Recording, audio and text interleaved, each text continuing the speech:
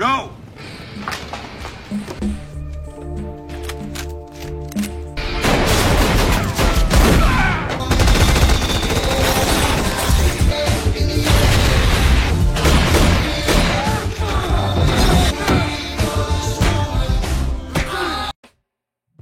Assalamualaikum rakyat Indonesia. Menginjak di episode terakhir season 1, Dwight yang sebelumnya telah melatih beberapa anak buahnya bertarung dan merekrut anggota baru, kini di episode penutup, pertempuran pun terjadi. Dan tanpa berlama-lama, mari kita mulai ke alur ceritanya. Scary, because to me, being alone, you can't go back once you start. You say, fuck it! Fuck it! But it's on fire, and it's red hot. Once and for all. Raimu kenal aku ya, orang sing ngomong sing ora-ora gancuk. Come on my balls. Di awal film, kita dipertontonkan dengan sebab dari Dwight di penjara selama 25 tahun. Di waktu itu, terlihat Chiki dan Finn yang sedang menyiksa salah seorang bapak-bapak. Diceritakan bahwa bapak-bapak tersebut memiliki sebuah hutang kepada Chiki dan belum sempat membayarnya. Dengan tangan terikat, bapak-bapak tersebut merengek kesakitan.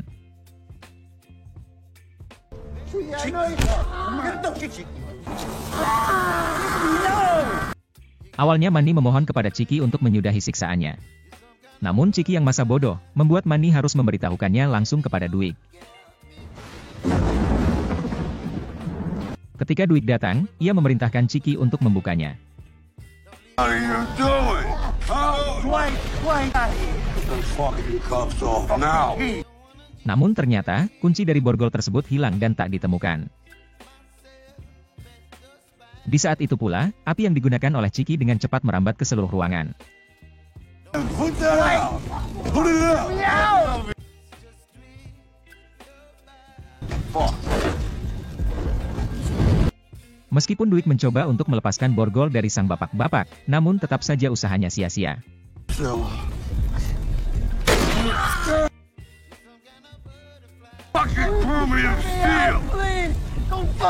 Dwight yang tak ingin jika bapak-bapak tersebut mati dengan cara terbakar, ia pun memutuskan untuk menembaknya.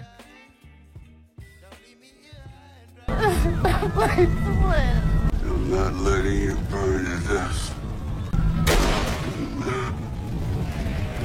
Dan di waktu tersebut pula, tanpa diduga beberapa polisi datang.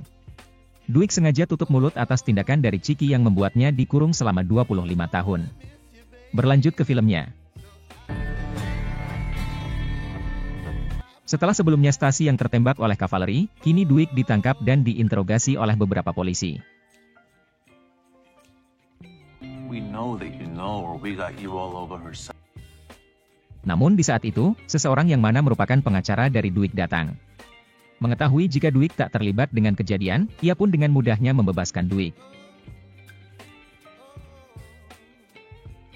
Come in like you hold on. Thing. Good. The fuck would want to leave this paradise? Dari kantor FBI, Dwight mencoba berkunjung ke rumah sakit untuk melihat keadaan dari Stasi. Di waktu tersebut, Dwight berjanji kepada Stasi bahwa ia akan menemukan dan membunuh kavaleri. Di saat tersebut pula, Stasi mengatakan kepada Dwight tentang kemungkinan kavaleri yang telah meninggalkan Tulsa dengan uang kekayaannya. Stasi mengatakan tentang kavaleri yang memiliki banyak uang hasil dari beberapa bisnis ilegal. That fucker's rich. Di saat Dwight berpesan agar Stasi dan rekan-rekannya harus berhati-hati, di saat itu pula Stasi mengatakan tentang dirinya yang mungkin akan dipecat dengan tidak hormat oleh FBI. Hal tersebut karena terbongkarnya hubungan pribadi dari Stasi dan Dwight. I'm gonna lose my job. Ellen, sharing. Dari rumah sakit, Dwight langsung mencoba untuk menemui Manny. Dwight berpesan agar membunuh kavaleri untuk siapapun anggota yang melihatnya. Di tengah-tengah pembicaraan, Manny mengatakan tentang Chiki dan anak buahnya yang sedang dalam perjalanan ke Tulsa. Chicky's here. Few months after you went away. Awalnya Dwight menyuruh Manny untuk bersembunyi dahulu ketika Chiki dan anak buahnya tiba. Hal tersebut karena hubungan antara Manny dan Chiki yang sedang tidak baik-baik saja. Diceritakan bahwa Manny telah kabur dari Chiki selama bertahun-tahun di saat Dwight tertangkap dulu. Namun di sini, Manny menolak untuk bersembunyi. Hal tersebut karena Manny yang tidak ingin terus-terusan terintimidasi dan merasa takut akan kehadiran Chiki. I ain't never laying low again. I wasn't gonna let this prick intimidate me anymore. Di hari berikutnya, kita diperlihatkan dengan Chiki, Finn dan Doggy yang sudah sampai di Tulsa. Ketika itu, Dwight datang bersama Manny dan juga Tyson.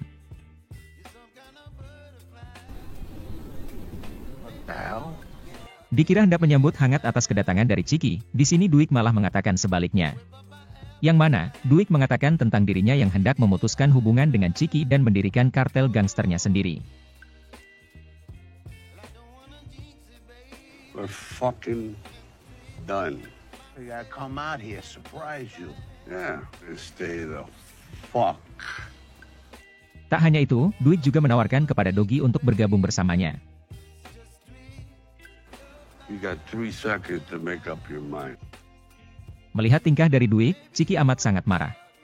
Namun kemarahannya tak bisa diluapkan ketika Dwight menunjukkan beberapa anak buahnya yang telah siap siaga. See those guys? You're never coming back here again. Come on.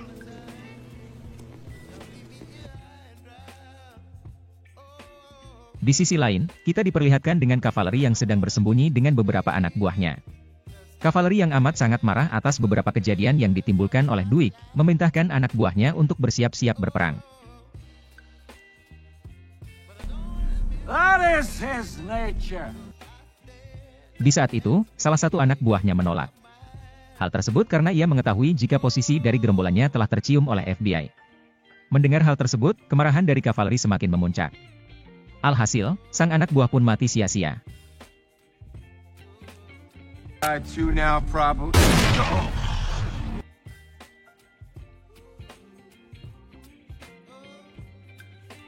Di malam harinya, Dwight beserta anggotanya mencoba berkumpul. Di awal pembukaan, dia mengenalkan Doggy yang mana merupakan anggota baru untuk Dwight. Tujuan dari perkumpulan tersebut tidak lain adalah memberitahukan tentang perang yang akan datang. My nickname, as most of you, I didn't want it to happen, but that's the way. Cover each other's backs. Di sini Dwight mencoba untuk memberikan beberapa kata untuk membakar mental dari anggotanya.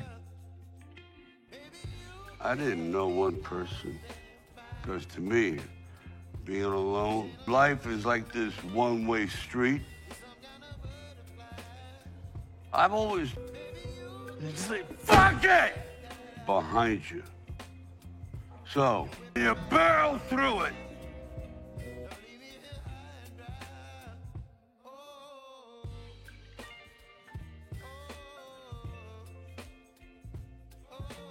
Di pagi harinya, Dwight mencoba untuk menemui Body. Tujuan dari Dwight ialah menyuruh Body untuk meretes laptop dari kavaleri yang sekarang berada di kantor FBI. On a laptop, can you hack into it? That would explain his lavish headquarters. Karena diceritakan, Body memiliki sedikit keahlian tentang perihal retes-meretes. Diceritakan pula bahwa Dwight sudah memiliki salinan data dari laptop kavaleri yang diberikan oleh stasi.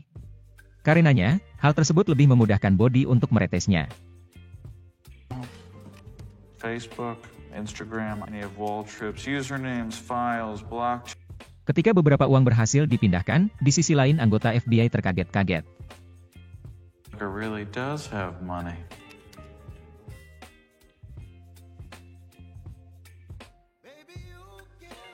What just happened? I have no idea. Namun tetap saja, yang lebih kaget dan bahkan stres ialah kavaleri.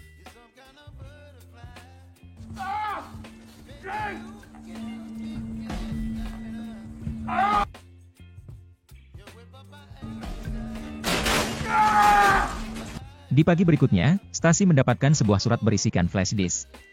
Yang mana isi dari flash disk tersebut ialah uang pembagian yang telah Dwight dapat dari kavaleri.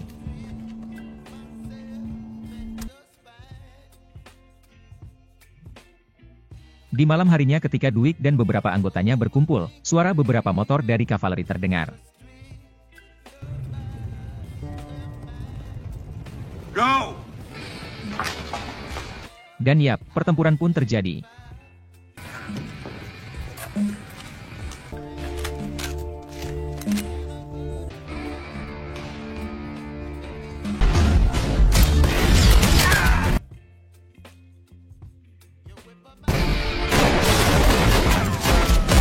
Beberapa anggota dari Duik mendapatkan beberapa tembakan.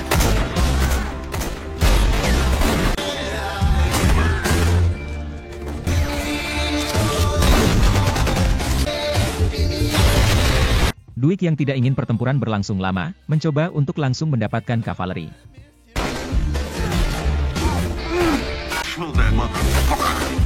Dengan pukulan bertenaga 1000 kuda, akhirnya kavaleri dapat dilumpuhkan.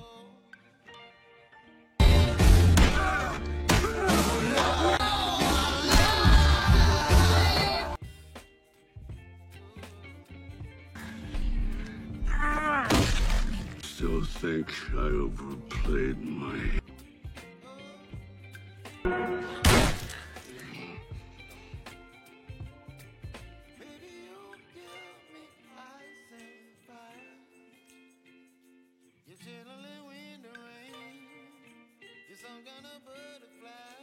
Tiga bulan setelah kejadian.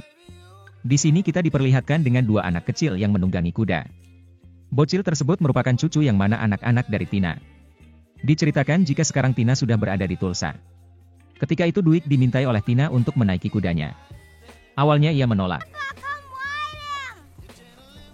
Namun ketika Tina memanggil Duik dengan sebutan ayah, ia pun luluh dan tak bisa menolak. Come on, Dad.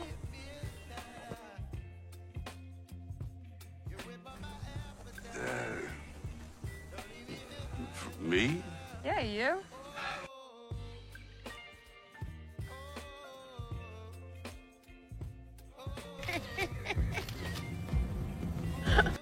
Di sisi lain kita diperlihatkan dengan Stasi yang sedang disidang oleh atasannya.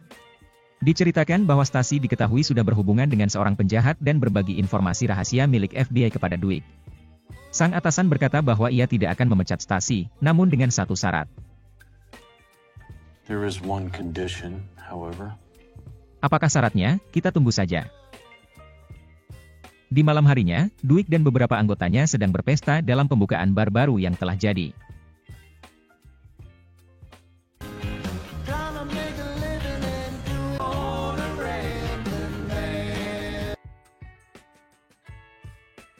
Meet you, my daughter Tina. Hi.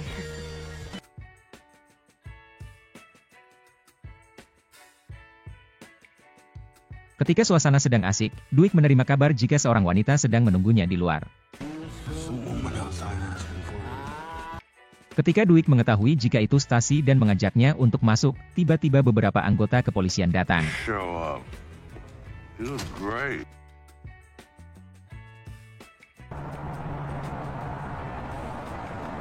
Dan ternyata Stasi yang tak ingin dipecat dari pekerjaannya, memberitahukan kepada FBI semua perihal kejahatan dari Duik. Di sini Tina amat sangat kaget dan juga sedih. Hal tersebut karena ia baru saja bertemu dengan ayahnya dan harus kembali berpisah. Sorry, Tina. Nampaknya season 1 berakhir sampai di sini. Untuk season kedua belum ada kabar tentang terbitnya. Jadi jangan lupa untuk subscribe agar mendapatkan pemberitahuan lebih lanjut. Saran dan kritik sangat saya harapkan agar lebih baik lagi ke depannya. Dan dari saya cukup sekian, wassalam.